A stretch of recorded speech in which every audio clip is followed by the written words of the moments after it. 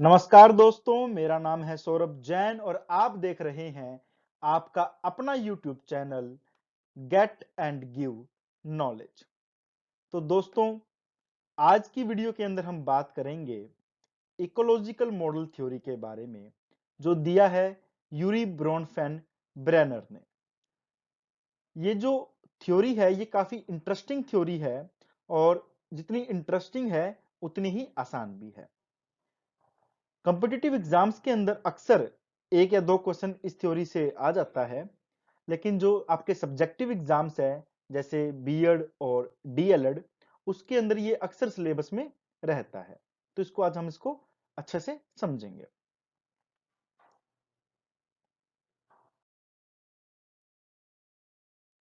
This is something about me, if you want to read you can.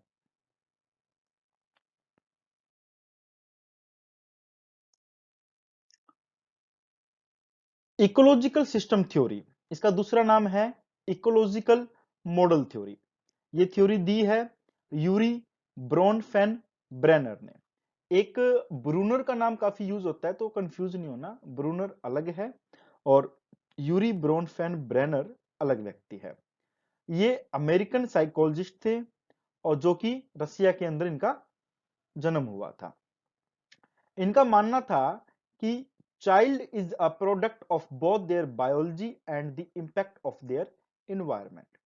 इसका मतलब क्या है कि जो एक बच्चा है या एक इंडिविजुअल है, वो अपनी बायोलॉजी और अपने इन्वायरमेंट का मिला जुला रूप है, या उसके डेवलपमेंट के ऊपर, बच्चे के डेवलपमेंट के ऊपर उसकी जो बायोलॉजी है, बायोलॉजी का मतलब है जेनेटिक्स, और जो उसका इन्वायरमेंट है यानी कि सराउंडिंग्स, उन दोनों का इक्वल ही असर देखने को मिलता है। एक छोटे से एग्जांपल से इस बात को समझते हैं।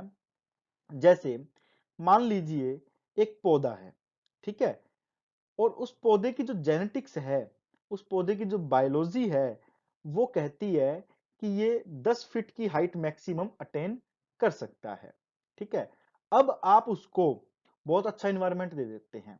जैसे आपने उसको बेहतरीन से बेहतरीन खाद दी, बहुत अच्छा पानी दिया और अच्छी इसको धूप दी, और आप ये चाहें कि ये पौधा 10 फीट से भी बढ़ जाए, 11 फीट, 12 फीट, 13 फीट का हो जाए, तो ये क्या संभव है?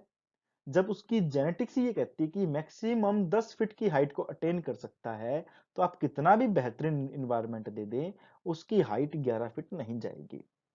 और वहीं दूसरी ओर उसकी जेनेटिक्स तो कहती है कि 10 फीट की हाइट जाएगी, परंतु अगर आप उसको इन्वायरमेंट प्रॉपर नहीं देते हैं, उसको अच्छी खाद नहीं देते हैं, अच्छे से पानी नहीं देते हैं, अच्छी धूप नहीं देते हैं, तो शायद वो पौधा 1-2 फुट का होकर के ही मर जाए या उतना ही रह जाए। तो यानी कि वो अपनी मैक्सिमम जो ग्रोथ है उसको भी प्राप्त ना कर पाए। ठीक है, तो यही यहां पर कहना है कि जो बच्चा है उसकी डेवलपमेंट पर उसकी बायोलॉजी यानी कि जेनेटिक्स और इन्वायरमेंट यानी कि उसकी सराउंडिंग, दोनों का ही असर देखने को मिलता है, यानी कि वो उन दोनों का ही प्रोडक्ट है। दूसरी ओर जो इस थ्योरी में बताया गया है वो बताया गया है how is a child development affected by their social relationships and the world around them. यानी कि इस थ्योरी के अंदर बहुत अच्छे से ये बात बताई गई है कि जो बच्चा है या जो इंडिविजुअल है, उसका जो सोशल रिलेशनशिप्स है या उसके आसपास का जो भी वातावरण है, चाहे वो लिविंग हो या नॉन लिविंग हो, उसका बच्चे के ऊपर, वैसे इस थ्योरी के अंदर हम बात देखें तो ज्यादातर उसके जो सोशल रिलेशनशिप्स है यानी कि लिविंग ऑर्गेनिजम्स की ही बात की गई है। तो जो सोशल रिलेशनशिप्स है उसका बच्चे की डेवलपमेंट पे क्या असर पड़ता है, कैसे असर पड़ता है, इस बात को इस थ्योरी के अंदर यूरी ब्रोनफेन ब्रेनर ने काफी खूबसूरती से पिरोया है, बताया है। Bronfen Brenner believed that a person's development was affected by everything, everything मतलब everything, जो भी हमारे सराउंडिंग्स में जो कुछ भी है, in their surrounding environment, directly और इनडायरेक्टली। यानी कि जो एक पर्सन है उसके सराउंडिंग इन्वायरमेंट में जो कुछ भी है, वो उस पर्सन्स की डेवलपमेंट के ऊपर असर डालता ही डालता है। वो असर डायरेक्ट भी हो सकता है वो असर इनडायरेक्ट भी हो सकता है। अब ये डायरेक्ट और इनडायरेक्ट का क्या मतलब है, ये आपको आगे आने वाली स्लाइड्स के अंदर क्लियर हो जाएगा। उन्होंने जो इन्वायरमेंट है हमारा, उसको 5 लेवल या कहूं 5 सिस्टम्स के अंदर डिवाइड किया है। ठीक है, देखते हैं वो सिस्टम्स क्या है। ये वो 5 सिस्टम है, ये सेंटर के अंदर बच्चा है और ये बच्चों के चारों तरफ का ये इन्वायरमेंट है। और इस इन्वायरमेंट को उसने 5 लेवल्स में डिवाइड किया है। सबसे पहला है माइक्रो सिस्टम, ठीक है, दूसरा है मिजो सिस्टम, तीसरा है एक्सो सिस्टम, चौथा है मैक्रो सिस्टम और पांचवा है क्रोनो सिस्टम। तो जो माइक्रो सिस्टम है, माइक्रो सिस्टम बच्चे के सबसे क्लोजेस्ट सिस्टम है या लेवल है। इस इस सिस्टम के अंदर बच्चा डायरेक्ट इंटरेक्ट करता है, ये इमीडिएट इन्वायरमेंट है। तो डायरेक्ट इंटरेक्शन बच्चा किससे करता है? बच्चा अपने फैमिली मेंबर से करता है, स्कूल में अपने टीचर्स, अपने पीयर ग्रुप से करता है, या अपने फ्रेंड से करता है, सिबलिंग से करता है। तो ये सब का सब जो है, ये इसका माइक्रो सिस्टम कहलाएगा। माइक्रो सिस्टम के अंदर ये सब के सब आएंगे जिसका बच्चे के साथ डायरेक्ट इंटरेक्शन है। मीजो सिस्टम में कौन आएगा? मीजो सिस्टम के अंदर जिससे बच्चा इंटरेक्ट कर रहा है, उनका आपस में जो इंटरेक्शन है, उनका आपस में कैसा व्यवहार है, वो मीजो सिस्टम आएगा। यानी कि इंटरेक्शन बिटवीन माइक्रो सिस्टम, यानी कि बच्चे के फैमिली मेंबर्स का उसके स्कूल टीचर्स के साथ क्या व्यवहार है, या उसके बच्चे के माता पिता का आपस में क्या व्यवहार है। डिटेल्स में इसको आने वाले स्लाइड्स में समझेंगे। एक्सो सिस्टम, ये इनडायरेक्ट इन्वायरमेंट कहलाता है। इसका मतलब क्या है कि बच्चे की डेवलपमेंट पर इसका इनडायरेक्ट असर देखने को मिलता है। यानी कि बच्चा इसके साथ डायरेक्टली कम्युनिकेट नहीं कर रहा, डायरेक्टली इसके कांटेक्ट में नहीं है, बट इनडायरेक्टली ये चीजें बच्चे की डेवलपमेंट को प्रभावित करती है। कैसे करती है वो भी हम समझते हैं सारा। तो मैक्रो सिस्टम, क्रोनो सिस्टम, ये सब हम आने वाली स्लाइड्स के अंदर समझेंगे। अगर आप सब्जेक्टिव एग्जाम्स दे रहे हैं और आप इस तरीके से लिखते हैं, इस तरीके से ये पिक्चर बनाते हैं और साथ में ये पॉइंट्स, की पॉइंट्स लिख देते हैं, तो आपको अच्छे नंबर्स मिलने की संभावना बढ़ जाती है। तो सबसे पहला है माइक्रो सिस्टम। तो माइक्रो सिस्टम क्या है? ये इमीडिएट इन्वायरमेंट है, यानी सबसे पहला इन्वायरमेंट जिसके अंदर बच्चा डायरेक्ट इंटरेक्ट कर रहा है। डायरेक्ट इंटरेक्ट किसके साथ कर रहा है? बच्चा अपने पेरेंट के साथ इंटरेक्ट कर रहा है, अपने टीचर से इंटरेक्ट कर रहा है, सिबलिंग से कर रहा है, नेबर से कर रहा है। उससे कोई हेल्थ सर्विस देने वाला आया है, जैसे कि अब कोई पोलियो की दवाई पिला रहा है, कोई डॉक्टर है, कोई नर्स है, या उसके प्लेग्राउंड में कोई फ्रेंड्स है, या कोई एनिमल है, या फिर मैं कहूँ एनिमल को छोड़ देते हैं, उसके दादा दादी है। ठीक है, तो इन सब के साथ जो बच्चा है, इंडिविजुअल है, वो डायरेक्टली इंटरेक्ट कर रहा है। तो जब डायरेक्टली इंटरेक्ट कर रहा है, तो इन सब का व्यवहार, इन सब की थिंकिंग का असर बच्चे की डेवलपमेंट पे आएगा। यानी कि उनका जैसा इंटरेक्शन होगा एक दूसरे के साथ, उसका असर बच्चे की डेवलपमेंट पर देखने को मिलेगा। जैसे यहां लिखा हुआ है, this is a bidirectional influence, यानी कि दोनों के ऊपर इक्वली असर देखने को मिलता है।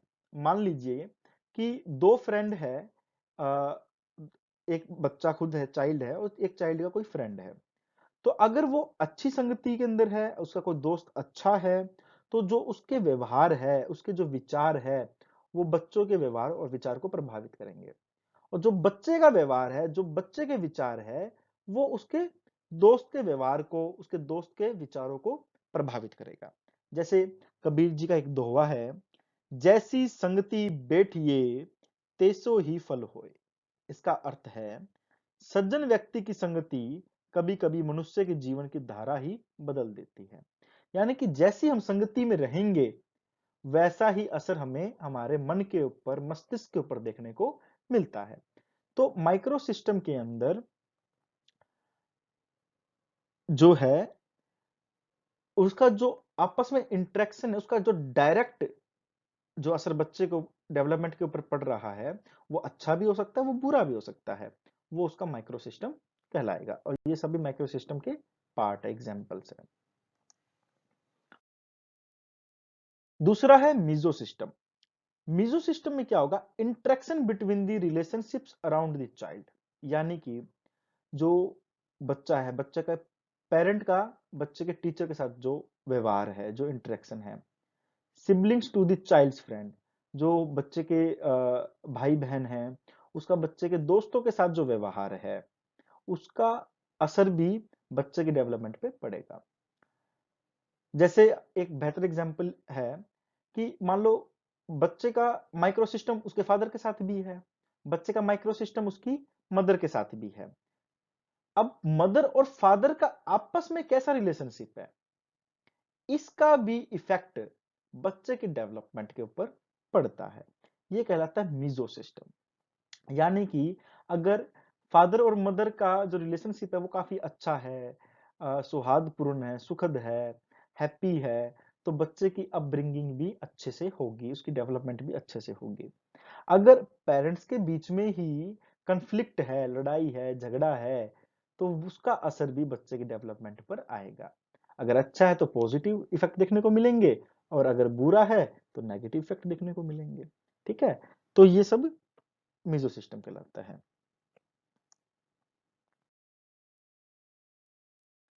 एक्सो सिस्टम, एक्सो सिस्टम में क्या है कि formal and informal social structure that may be an indirect influence on the child। यानी कि इसके इस सिस्टम के अंदर जो चाइल्ड है वो डायरेक्टली इन्वॉल्व नहीं है, वो डायरेक्टली खुद इंटरेक्ट नहीं कर रहा, बट उसका असर इनडायरेक्टली बच्चे के डेवलपमेंट पर आता है। कैसे आता है वो हम समझते हैं। जैसे पेरेंट और बॉस का रिलेशनशिप है, मान लीजिए कि उसके जो फादर है, उसके फादर का उसके अपने बॉस के साथ मान लो थोड़ा सा कन्फ्लिक्ट हो गया, या उसका ओवर टाइम लगा दिया बॉस ने कि आपको यहाँ ऑफिस में एक्स्ट्रा रुकना पड़ेगा। अब वो उस टाइम में जो उसके फादर थे वो बच्चे के साथ खेलते थे, अब फादर को ओवर टाइम करना पड़ रहा है, तो उससे क्या होगा, जो बच्चे का इमोशनल डेवलपमेंट है, जो मेंटल डेवलपमेंट है, वो प्रभावित होगा। ठीक है, यानी कि बच्चा डायरेक्ट इन्वॉल्व नहीं है, बॉस का डायरेक्ट कोई क्या नाम है बच्चे के साथ इंटरेक्शन नहीं है, बट बॉस का और पेरेंट का जो रिलेशनशिप है वो इनडायरेक्टली बच्चे के डेवलपमेंट को इन्फ्लुएंस कर रहा है। दूसरा एग्जांपल ले लीजिए, जैसे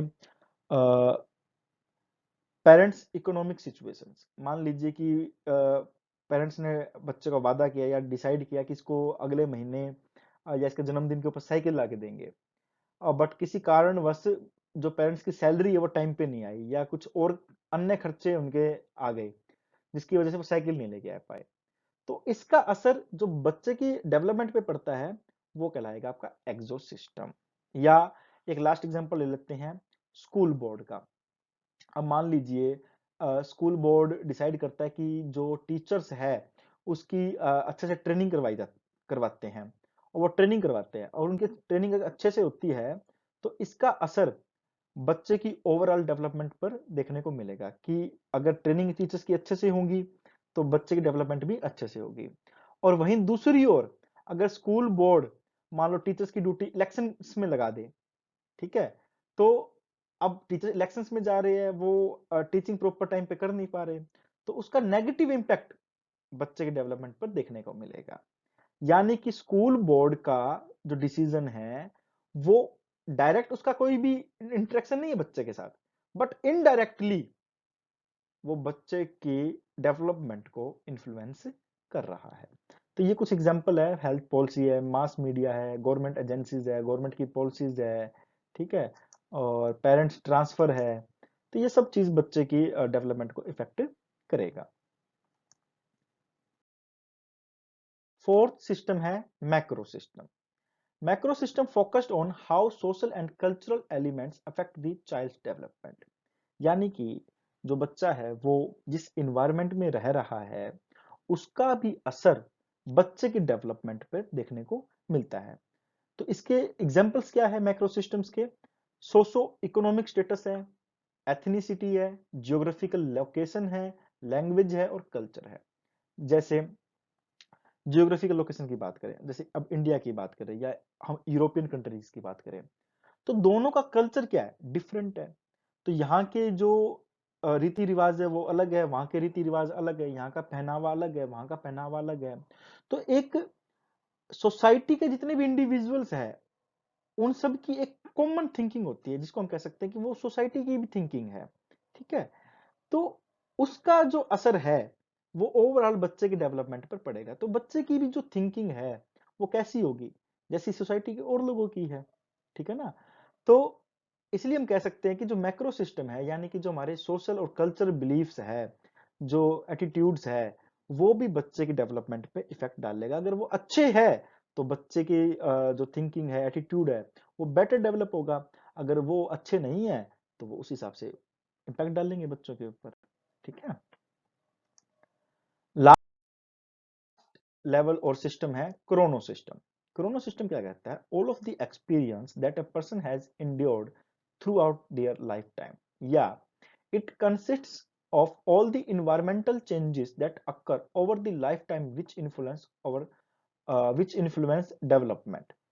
इसका मतलब क्या है कि जो भी इन्वायरमेंटल के अंदर चेंज हुआ है, इन्वायरमेंट मतलब जो भी इंडिविजुअल की सराउंडिंग में जो उसका आसपास का है वो उसका इन्वायरमेंट है, और उसके उस इन्वायरमेंट के अंदर कुछ भी चेंज हुआ है, ठीक है, और उसका असर लाइफ टाइम देखने को मिलता है उसकी डेवलपमेंट के ऊपर, या उसकी डेवलपमेंट को लाइफ टाइम के लिए वो प्रभावित करता है, तो वो कहलाता है क्रोनो सिस्टम। एग्जाम्पल के तौर पे समझना, जैसे हमने एग्जाम्पल दे रखे हैं इन्वायरमेंटल इवेंट्स के अंदर, जैसे कोरोना एपिडेमिक आ गया, मेजर लाइफ ट्रांजिशन में आ गया, जैसे parents divorce, spouse death, historical event में आ गया वॉर, पार्टीशन एक्सेट्रा। उसको वन बाय वन समझते हैं। अब कोरोना एपिडेमिक हुआ, ठीक है।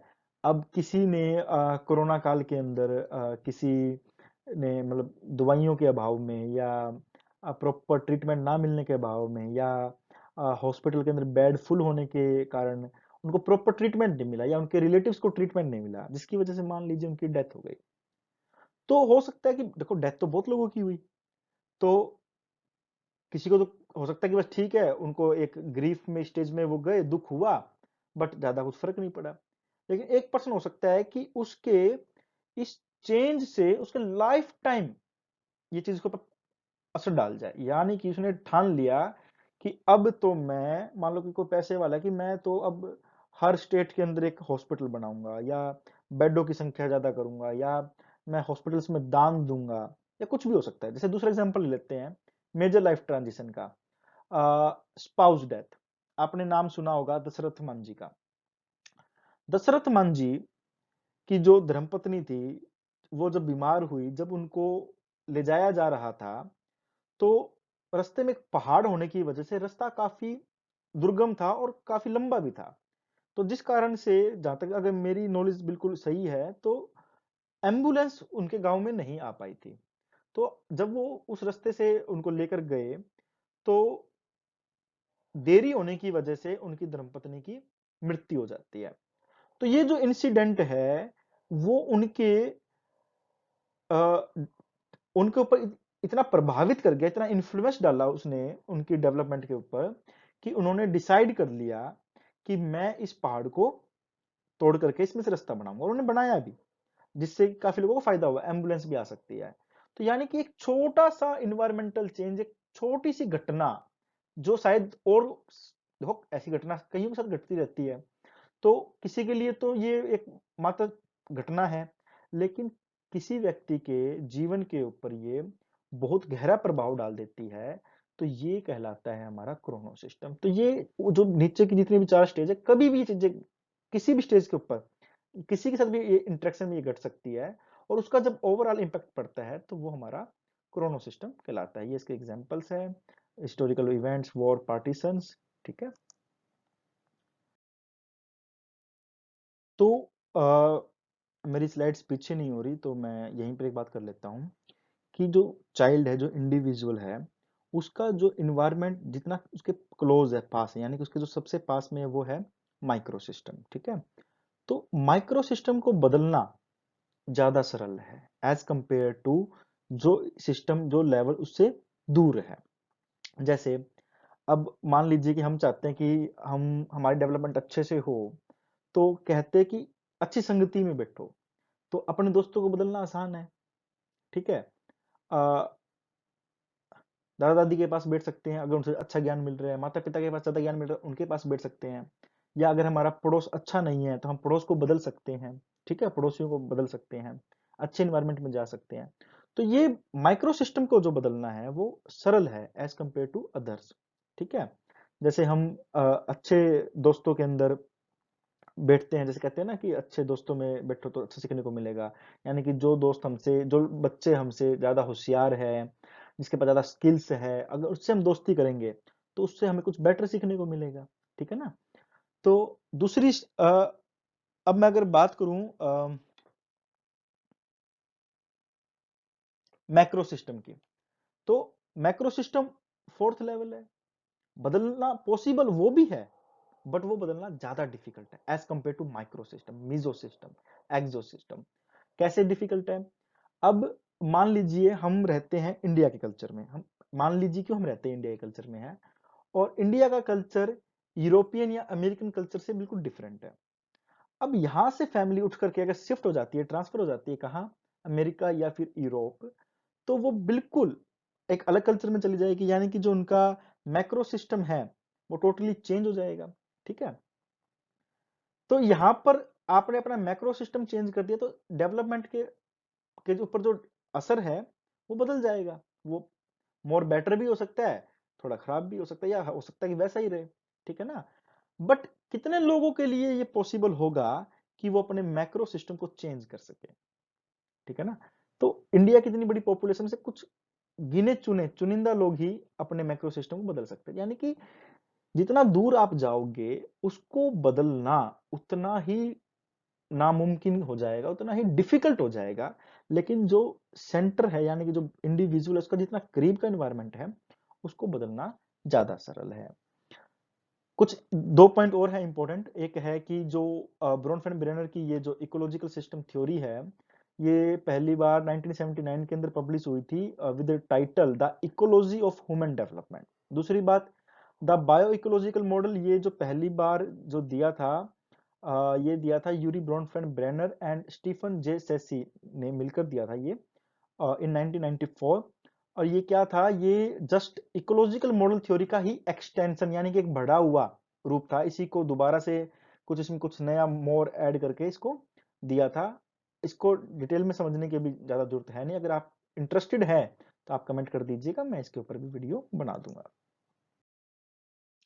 थैंक्स फॉर वॉचिंग, आपका सभी का बहुत बहुत धन्यवाद। और अगर आपको मेरी वीडियो अच्छी लगी है तो आप लाइक कीजिएगा, चैनल को सब्सक्राइब कीजिएगा, और बेल आइकन को दबाना न भूलें हमारी आने वाली वीडियोस की अपडेट्स को सबसे पहले जानने के लिए। और अगर आपको इस वीडियो से रिलेटेड कोई भी क्वेरी है या कोई भी सुझाव है तो वो आप कमेंट के माध्यम से हमें बताएं, और आपके हर कमेंट का जवाब देने की हम पूरी कोशिश करेंगे। इन्हीं शब्दों के साथ आपका बहुत बहुत धन्यवाद।